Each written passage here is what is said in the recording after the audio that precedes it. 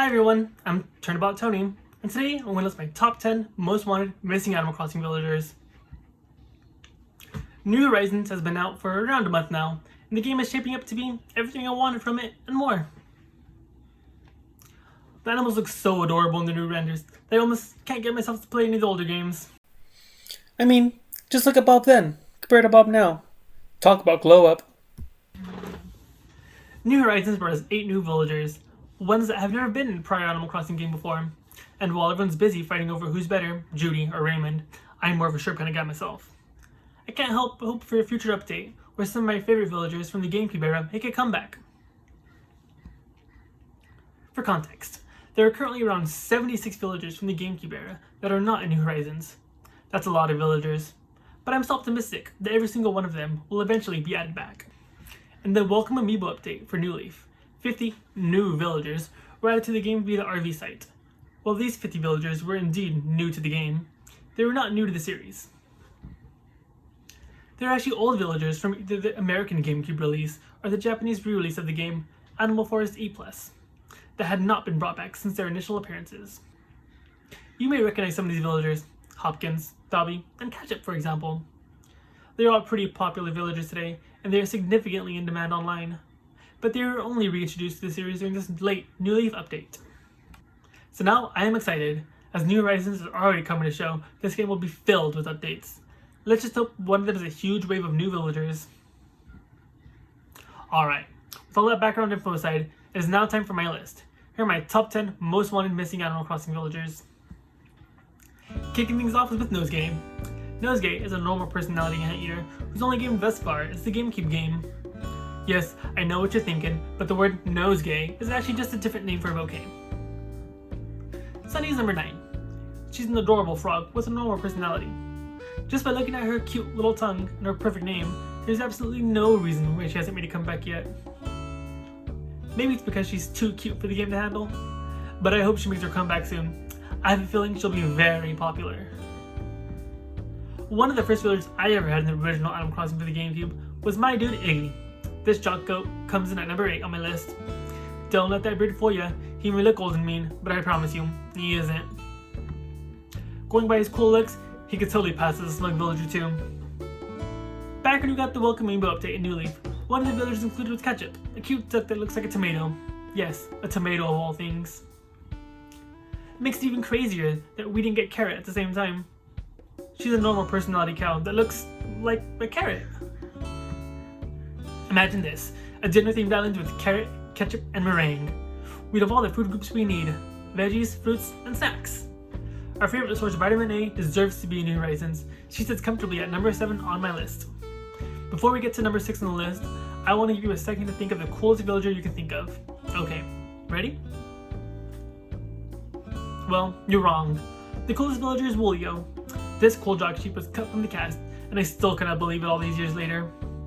I'm just hoping he gets to make a cool comeback and hang with us in a future update. Fingers crossed. So now at number 5, we have Petunia. Wait, we also have another Petunia? Why are there 2 different Petunias? Can you believe they gave us 2 different villagers with the same name, and they did not bother to bring either of them back? Well, one is a snooty rhino, and the other is a snooty cow. Both of these lovely ladies deserve to be back in the game. Maybe with a bit of a name change, as to not confuse us. Maybe one of them can be called Pansy, or a different kind of flower.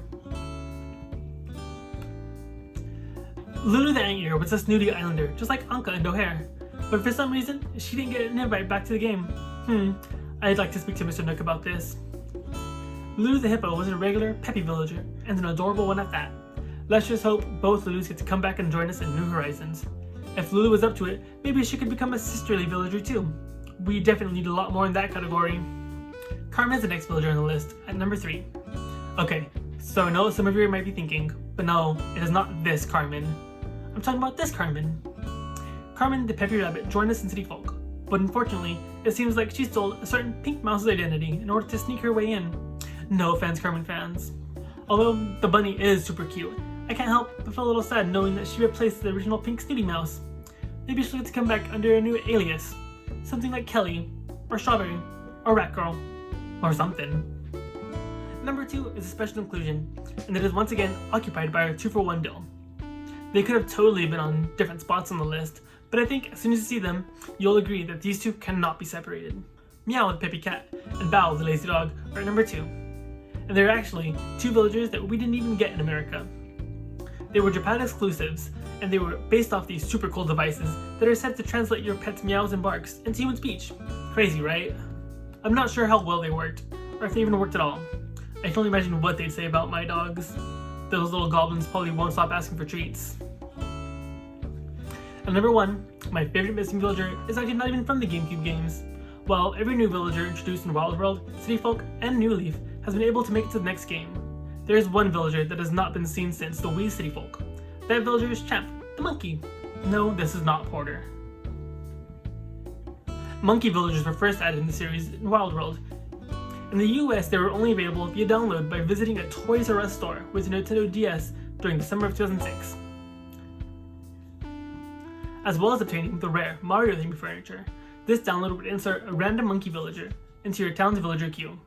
The next time someone moved out of your town, one of the 6 monkey villagers would move right in, including Champ, the jock monkey. I mean, to be fair, Champ does look like Porter with a cute hat on. While there is not any proof of this theory, I cannot think of any other reason why they have not added Champ back into the game other than to avoid confusion. I don't know about any of you, but I personally think they look quite different myself. I mean, come on. Plus, Champ actually has quite a history built behind him already. He's one of the first villagers to ever get an official plush made of him. He also had a starring role in the official Japanese Animal Crossing movie. How can Nintendo establish Champ to be such a huge star only to rip the carpet out from under his feet?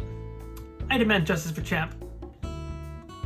Even if Porter is brought back in New Horizons, Champ could still make a comeback as well. I personally believe these 2 adorable monkeys should be allowed to coexist on anybody's island if they so choose. Come on, Nintendo, don't let me down.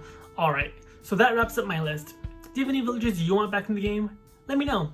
Feel free to follow my Twitter as well if you're into that scene. And I would be happy to talk Animal Crossing with any of you. Thanks for watching.